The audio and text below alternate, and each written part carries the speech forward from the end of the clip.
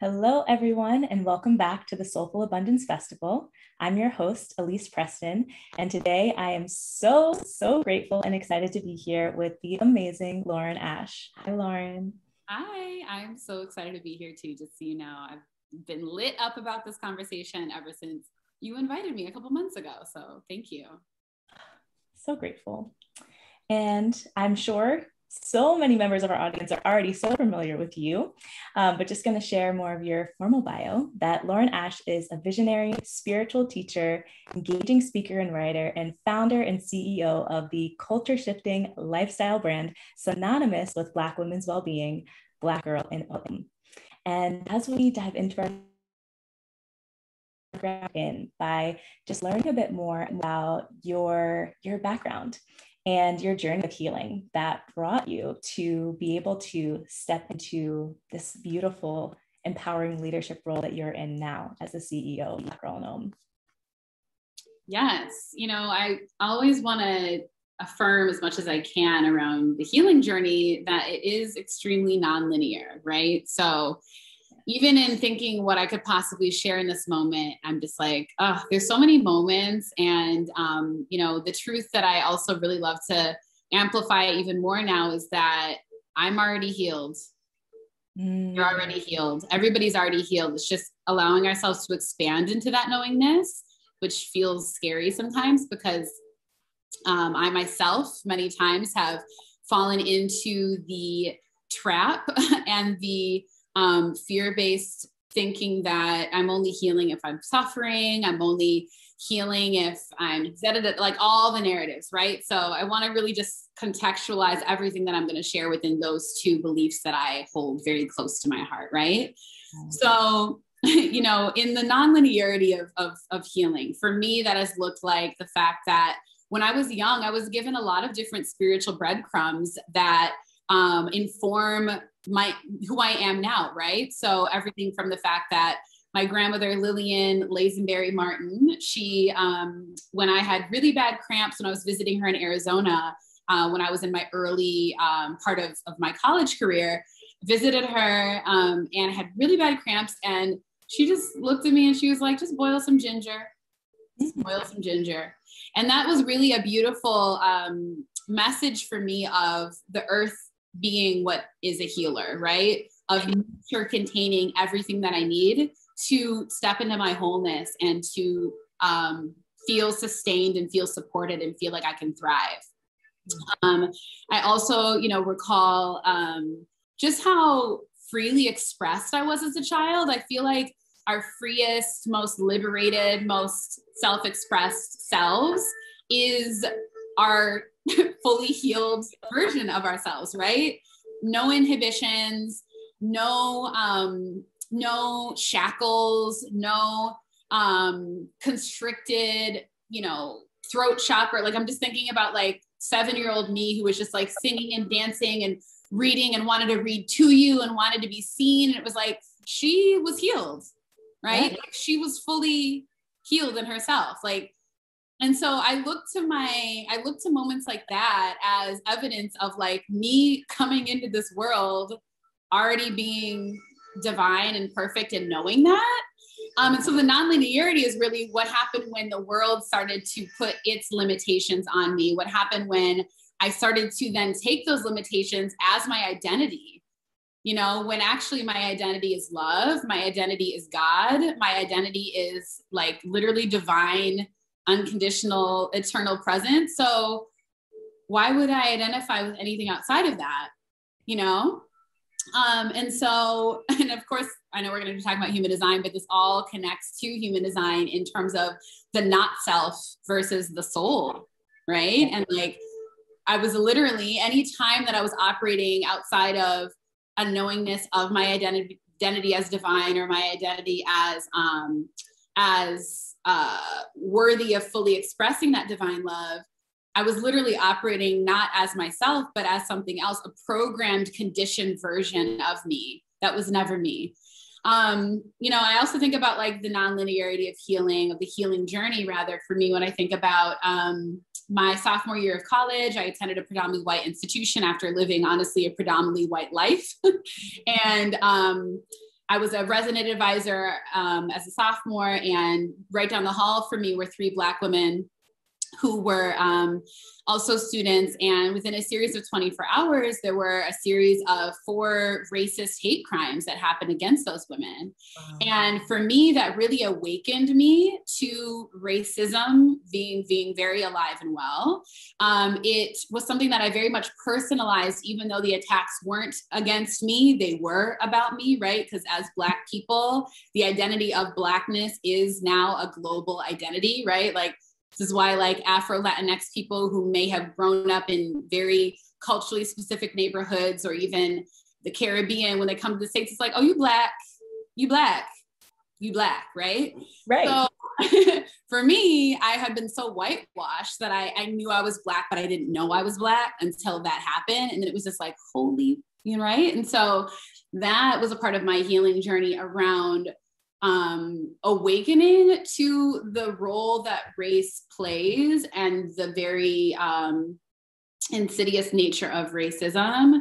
And it actually led to a greater stepping into of my wholeness, because from that moment, I deepened into a love of that aspect of my identity and a desire to hold space for and with other people who also shared that identity, right? I became a mentor to incoming students of color. I deepened into all the work that this amazing office that focus on students of color was doing. And that really, honestly, in a sense, was one of the foundations laid for Black Girl in Om, right? Because if not for that experience and the way that I was called to respond to it and move forward from it, I don't know when, it's not really if, I don't know when I would have stepped into like a fierce love for being a Black person. Then another moment I would say is when I was in grad school a few years later, studying Black feminist literature at Purdue University, I was really noticing how much I was embodying my tension, right? As people in the modern Western world, we get conditioned to live up here, to live in the space of the mind, to obey the mind, to make decisions from the mind. And certainly as a graduate student, that is only exacerbated because your mind, your intellect, your ability to think critically is praised, right? And yet I was just like, my body don't feel right. Let me go to yoga, Yeah. And it wasn't, I say this all the time, it literally wasn't because I loved yoga. I didn't love yoga. I was going for a practical benefit, which was getting the stress out.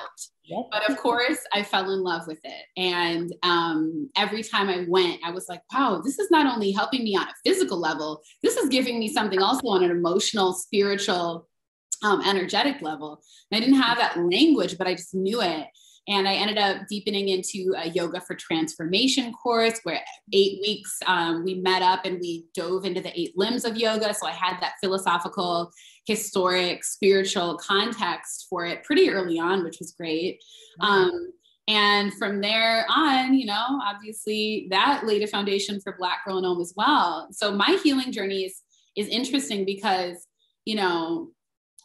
for the first, I would say, 6-ish years of an intentional healing journey, I did think that it was going to be this thing where there was always more for me to heal.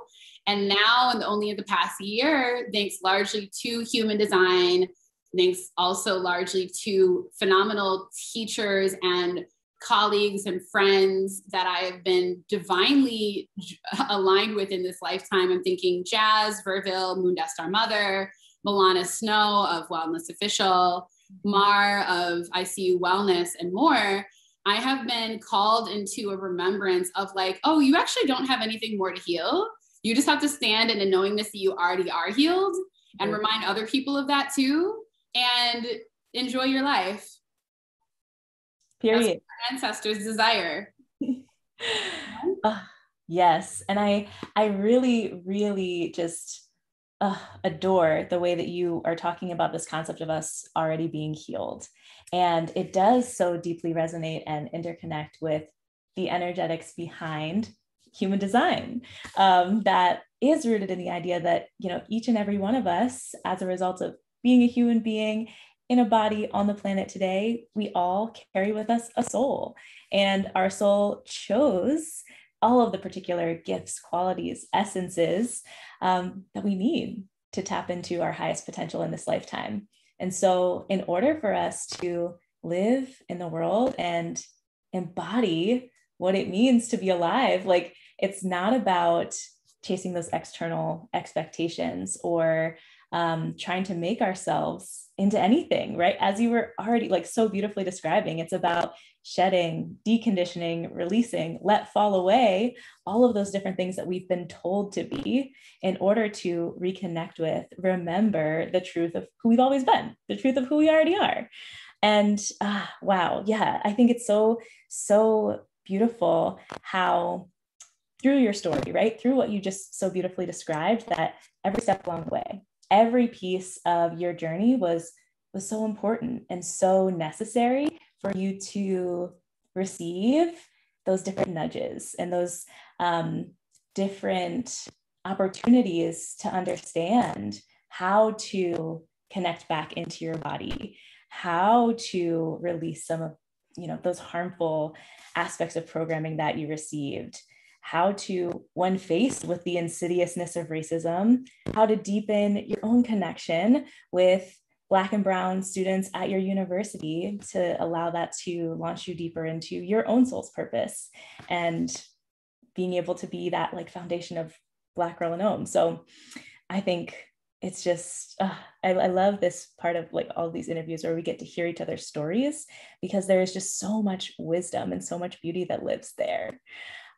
And I would love to be able to dive a bit deeper into the ways in which your learning and your understanding around human design has supported your understanding of yourself and affirmed your soul's mission after being introduced to it by Jazz.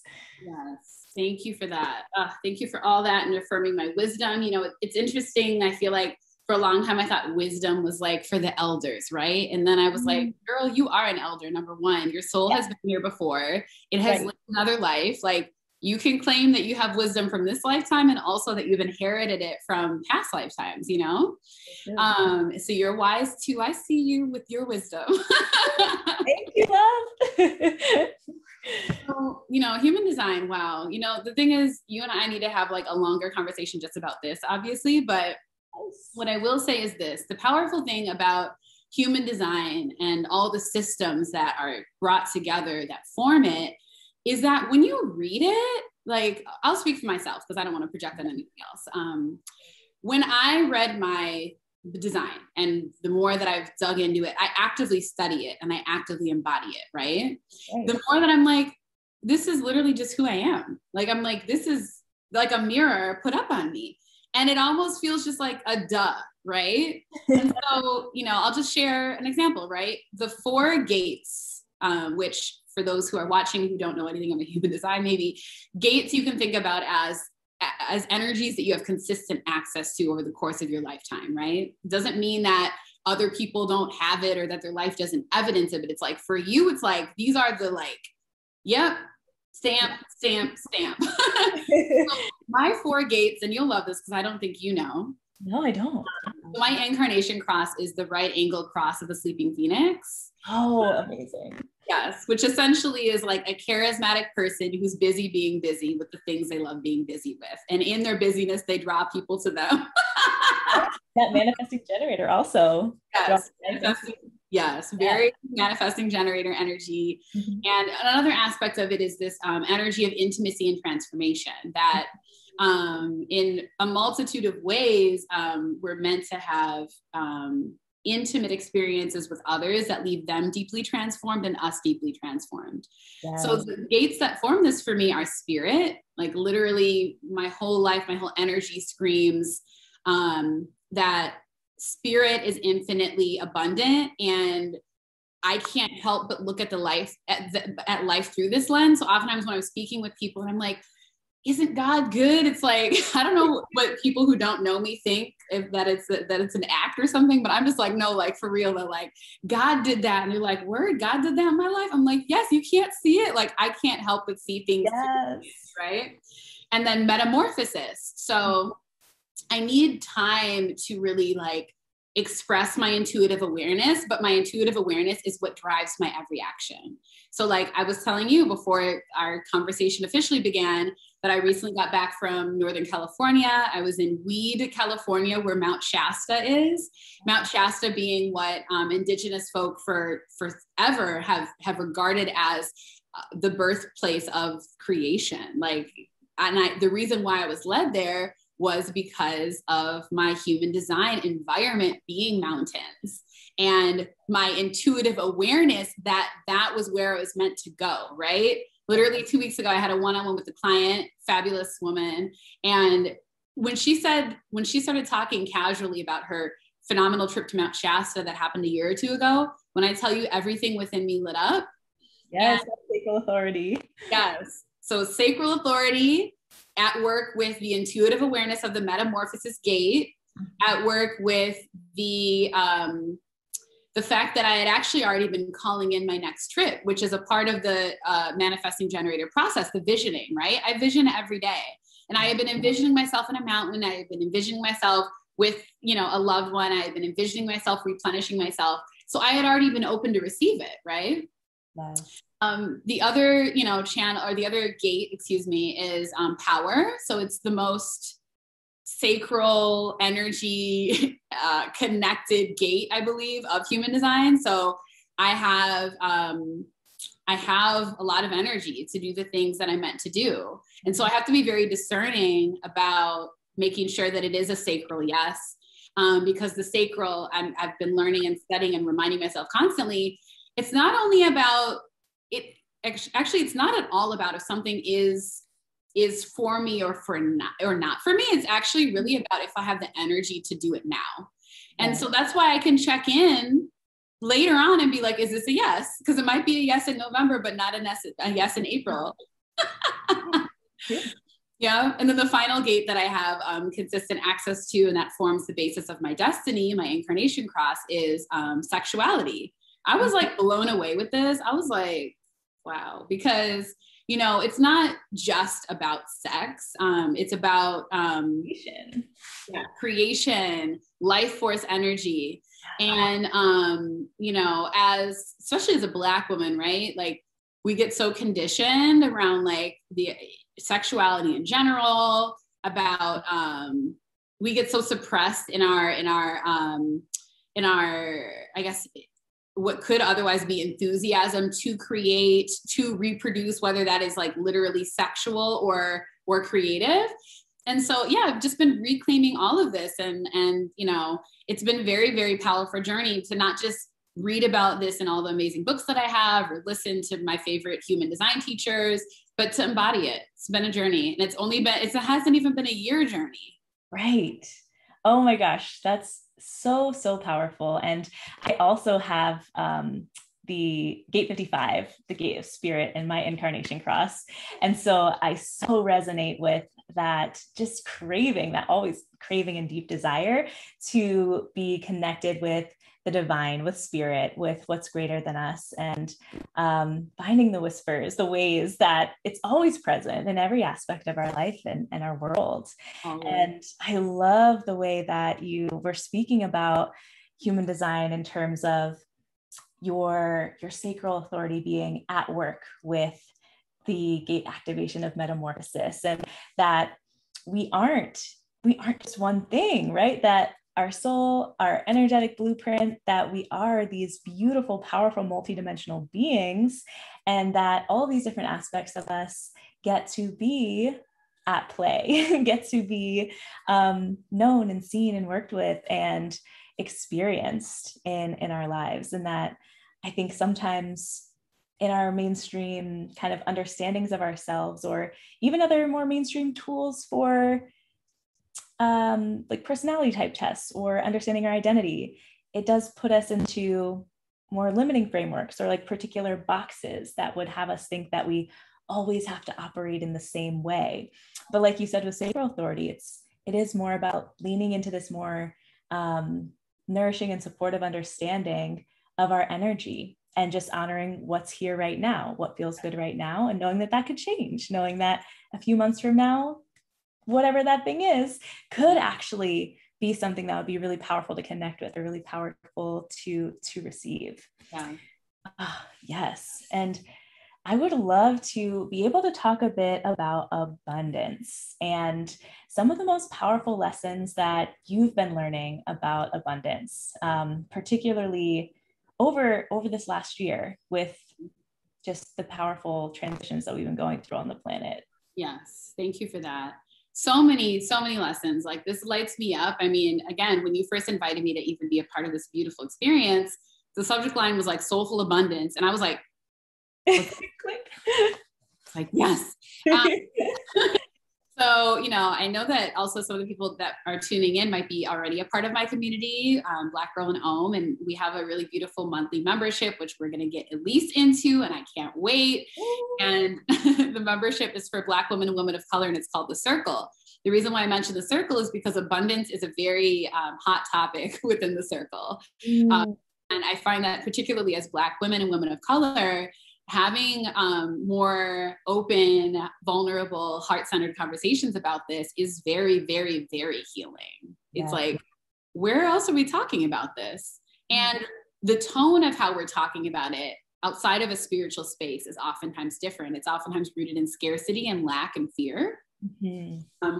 So, earlier this year, for example, we moved through 21 Days to Abundance, which is one of the programs offered by the Chopra Center, which I also have a lot of respect for. And moving through it with Black women, with brown women, I had my whole consciousness expanded, because we were, every morning moving through a guided meditation, and different thought exercises. For example, one of the things that we were led through was speaking with our mother about an unfulfilled dream of theirs. And it was really interesting, myself included, to witness the fear, the pain that came up with even like doing something that vulnerable, right? Like asking your mom, like, not all of us have the best relationships with our mothers. A lot of us have come from mothers who have a lot of unfulfilled dreams. So it's like, why would I want to go there? Right. You bring that up. There is like, abundance is not just one thing, right? Like, it's like abundance of what? Abundance of wisdom, abundance of love, abundance of money, abundance of XYZ. And knowing that whatever it is that we are calling in for an abundance of, guess what? There's an unlimited supply. So for me, this past year, through that, but through a multitude of other experiences that I've had, has been demonstrated as less about how much I can ask for, and actually more about how much I can expand my capacity to receive. Because you can ask all day, but are you open to receive? And again, whatever abundance it is we're talking about, abundance of love, money, pleasure, support, compliments, cars, skincare masks, whatever it is that you're calling in and you're like, I want more of that. Are you opening yourself up to receive? And so one of the things that I did, this was actually probably a year ago, maybe a little after a year, I was put onto this podcast, and I will find it for you so you can maybe like link to it for people. This Black woman created this podcast. And in this episode, she gave 3 different prompts of what to do for 21 days to specifically sink into the divine feminine, which the divine feminine is not about gender. It's actually about spiritual balance and harmony, right? There's divine masculine, divine feminine. We're meant to embody both in harmony. And divine feminine being about receptivity, being about literally opening to receive, opening to be protected, opening to be provided for. One of the practices that I committed to, and honestly, I'm still doing it, but for 21 days, every time you receive a compliment, simply say thank you. A lot of people are like struggling. Yeah. Yep. You say no, or like you give a compliment back. Yep. It's like, can you just receive a compliment? Mm. Yeah. The other practice was anytime you do feel led to give something or to do something for another, first check yourself and ask yourself if you are giving from a place of unconditional love. If you are moving in alignment with that action or that offering from any other place of unconditional love, don't do it, and instead do something for yourself. That was a big one for me. And the day after I committed to this as a 21-day practice, a really good friend of mine told me that they broke up with their partner, and it was a good thing, right? It was just like y'all learned the lesson, move on kind of thing. Yeah. And so I felt myself celebrating in that moment with them. And after that moment of like celebration, I was like, oh, I should send them something, right? And then I was like, oh, wait, okay, Lauren, all right. Why do you want to give this? And then my narrative to myself was because, they did a good thing. Like, you want to celebrate. And it's like, well, you just celebrated. So what is this really about? And at the root of it, it was actually about me proving to them that I'm a good friend. That's not unconditional love. Sure. My friend isn't asking me to prove anything. So instead, I gave myself something. And let me tell you, I noticed all the resistance in giving myself something just because. Right. I know I struggle with that too. Yes. So it's a practice of receiving from yourself. Because if you can receive all the things that you think you want from a boo, from a partner, from a lover, from your coworkers, then you'll be able to receive it from them when they do come around with things for you, right? 100%. And then the third thing was, what was it? I honestly don't remember, because those two were like revolutionary in and of themselves. Oh, huge. Yeah. But, I could go on and on and on, but essentially the way that I view abundance of any kind, again, abundance of money, love, prosperity, is a simple reflection in the 3D realm of what I already have inside of me. And I've given myself permission to freely express. Yes. Ooh, I just want to repeat that one more time, because that was just so powerful. That abundance to you is simply a reflection in the 3D realm of what already exists within you. Yes. So magical. And I love both of those practices that you just introduced to us. And that the second one really does invite us to ask ourselves deeper questions and get curious about the motivation behind our actions, so that we're not just doing things in an unconscious way, but actually making sure that the way that we're giving, the way that we're exchanging energy with others is intentional and is having the desired effect that we would love it to. Exactly. So I'm excited about both of those practices. I'm just thinking about different ways that I can be integrating those into my own life and practice as well, because for me, I definitely have seen in recent years ways that I have been open to receiving more, but there's still a lot of resistance in my system to receiving praise, to receiving recognition, to being, just like paid large amounts of money for what I do, But here's the interesting thing, because you're a projector. Yeah. Like, projectors need to receive, because recognition and invitation is everything. It's everything. So I'm excited to see you expand even more into that, because everyone's life is then going to be blessed because of that. Yes. Oh, thank you for that affirmation, because it's so true. Yeah. And I know you had a chance to introduce the circle and talk about this beautiful membership community that you've created. I'd love to dive deeper into community, what community means to you, and how being in community can be so supportive to facilitating our healing. Yes. Community is everything for me. People ask a lot of times, like, how my team and I have grown such a substantial and true community, right? It's like, it's real what's happening within Black Girl No. And I always remember I started off with clear intention. That's it. Right. It wasn't Instagram. It wasn't, paid sponsored posts, and nothing's wrong with those things, right? Let me be clear. What came at the beginning was clear intention. and a need that I had, a desire that I had to have a space that was rooted in well-being, that was rooted in love, and that affirmed me, right? And so I said, okay, well, since I don't have it and I don't see it, I suppose I'll be the one to create it. So from a place of pure, clear intention, and when something is a true need, people will come to the water to drink. When I was young, I was obsessed with the movie Field of Dreams, and it's with Kevin Costner. It at face value doesn't feel like it has anything to do with like a Black girl, right? But like it was like his family and him started seeing ghosts in the cornfield, and God told him to basically create a baseball field. And the message that the voice was telling him was, if you build it, they will come. That's Black Girl in Om. That's the circle that we've created. That's home, our space that we're creating in Longfellow in Minneapolis.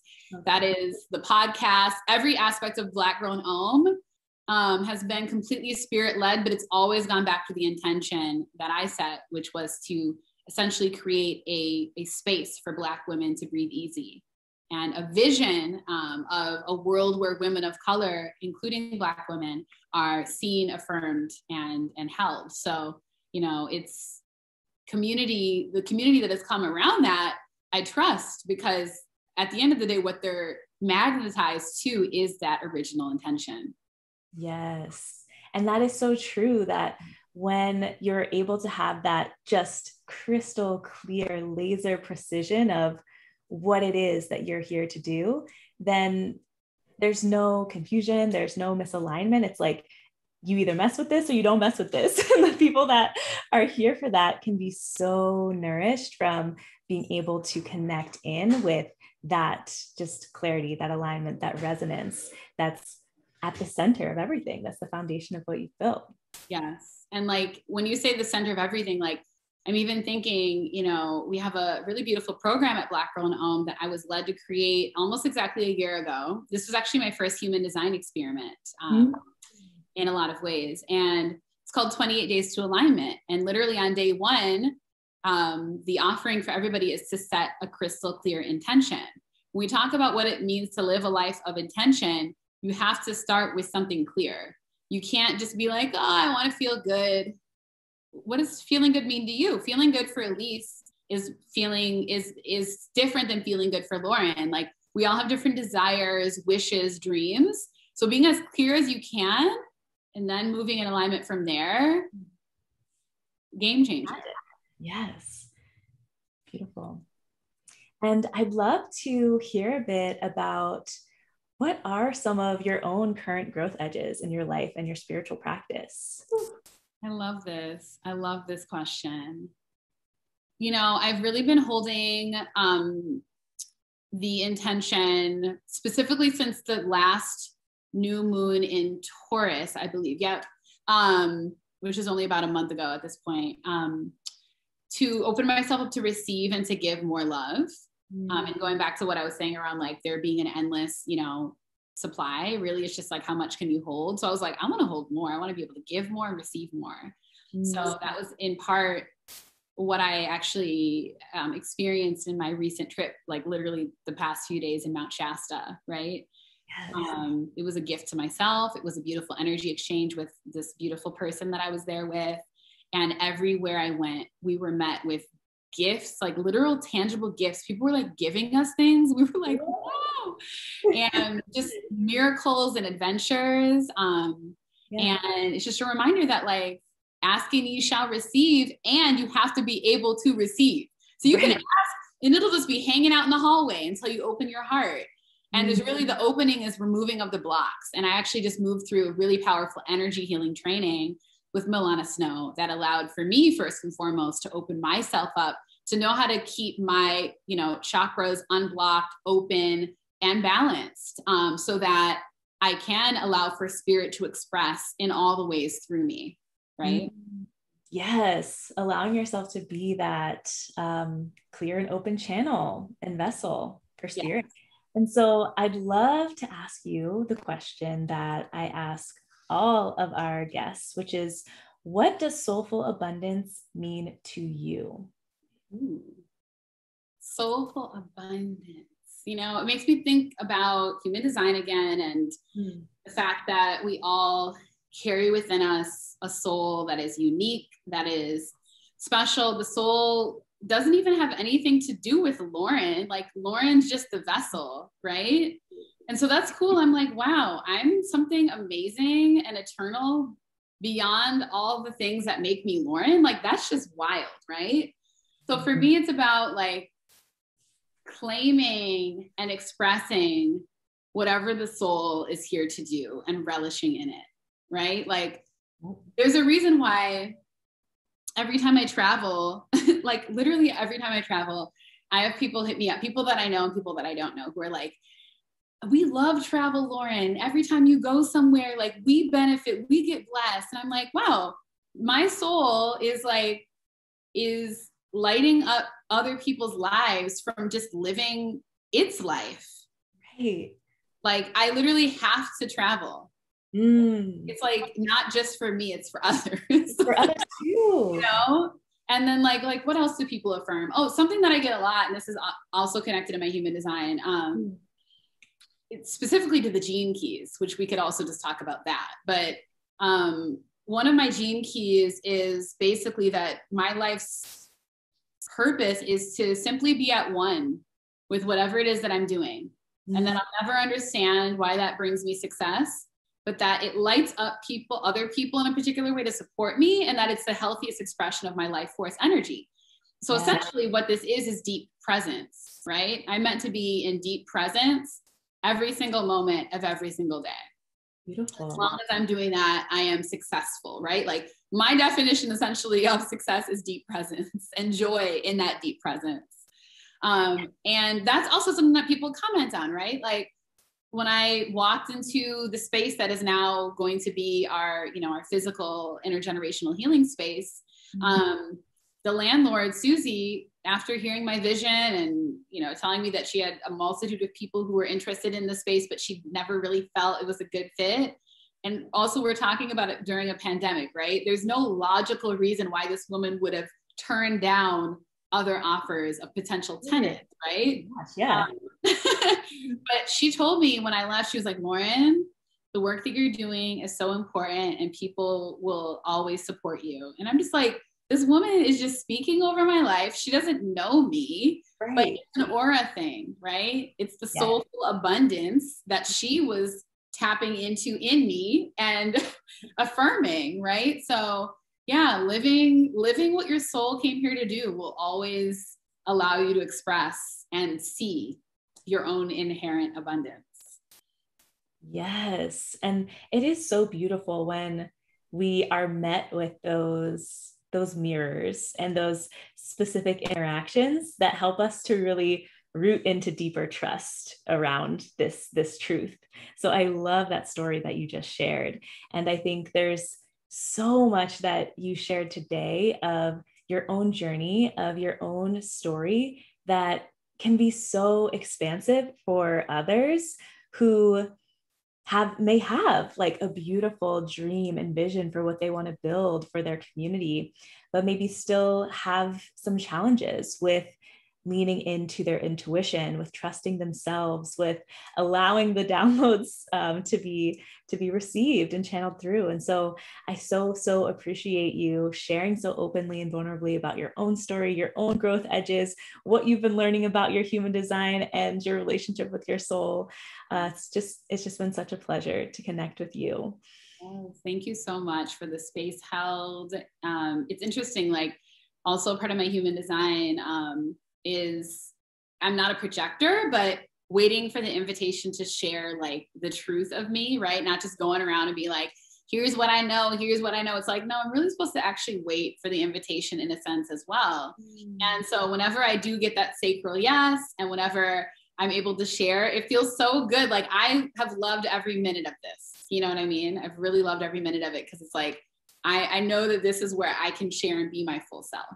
Yes. Oh, well, I'm sure folks are already very familiar with you with BGIO, but for folks who are maybe new to you, how can our audience stay connected with you? Yes. Follow me on the gram. Hello, Lauren Ash. Follow Black Girl in Om on the gram. It's Black Girl, INOM. And, you know, we have a podcast. Elise, we'll get you on the show. We'll definitely get you on the show. And I would love to also extend an invitation to anyone who tunes in, self-identified women of color and Black women, to join us in the circle. Enrollment is actually closed to the general public, but invitations will be opened up to people in communities that I feel resonance and alignment with. So we'll also find a way to invite your members. So anyone listening, like, don't worry, you'll get those details to join us for the circle as well. Oh, beautiful. That's amazing. And I'm sure folks would be, yes, so excited to be able to learn from you and grow alongside you as well. And so for everyone who's been tuning in to today's conversation, so grateful that you are here and so excited to be able to connect with you over the course of the remainder of the Soulful Abundance Festival. Be well, everyone. Yay.